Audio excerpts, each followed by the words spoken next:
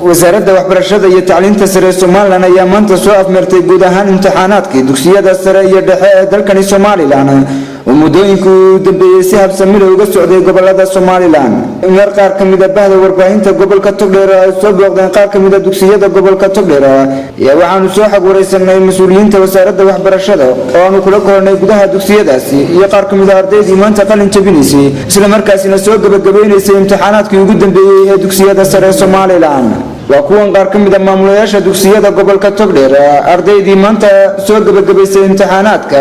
iyo mas'uuliyiinta u sareysa qaybta kormeerka imtixaanaadka Soomaaliland. khamiistaana uu noo dhamaaday muddo 6 casho socday 6 casho wax dhibaato ah maalan arag ardaydu aad buu tuugeedu deganaa macallimiinta ilaalinteedu way wanaagsaneed dugsiga anagu ku galayno Sheekh Ibraahim wax rabasho muu lahayn maanta uu noo soo gabagaboobay wax yar baa noo haray ma kameelito intii uu noo soo gabagaboobay laba qaybood bay galeen qaybtiisa isku hore gashay qaybtii artiskuna Soomaali bay galayaan imaka ay ku jiraan waxaan rajaynayaa guul baan rajaynayaa ardayda dhammaan fadhiisatay Jamhuuriyadda Soomaaliland imtixaanka gaar ahaan goobtan aanu joogno isugu jirta Sheekh Ibraahim Secondary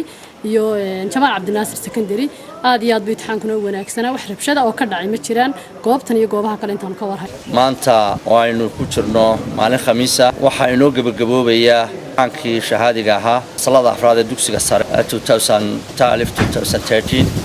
joogno oo goobta Sheekh Ibraahim gooboodba ay ku galeen dugsiga dhexe oo dhirkii ahaa ka sare fasaladii afraad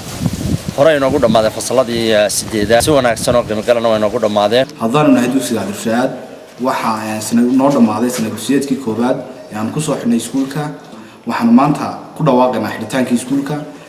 inuu xidhan yahay maanta iskuulku oo lagu soo noqon doono haddii Ilaahay idmo 25 August 5 cisho ka hor lana dhigi doono xirfadii iskuulka lagu qaban doono barxadda iskuulka hadii Ilaahay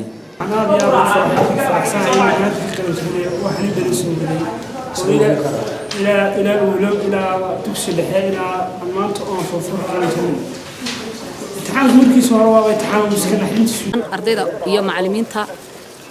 ka shaqeynaysa imtixaanka ee ku hawlan imtixaanku wuxuu noogu bilaabmay si aad u wanaagsan waxaan noogu dhamaaday si aad u wanaagsan Axmed Hanad Gurey baqaya telefishinka caalamiga ee Soomaaliya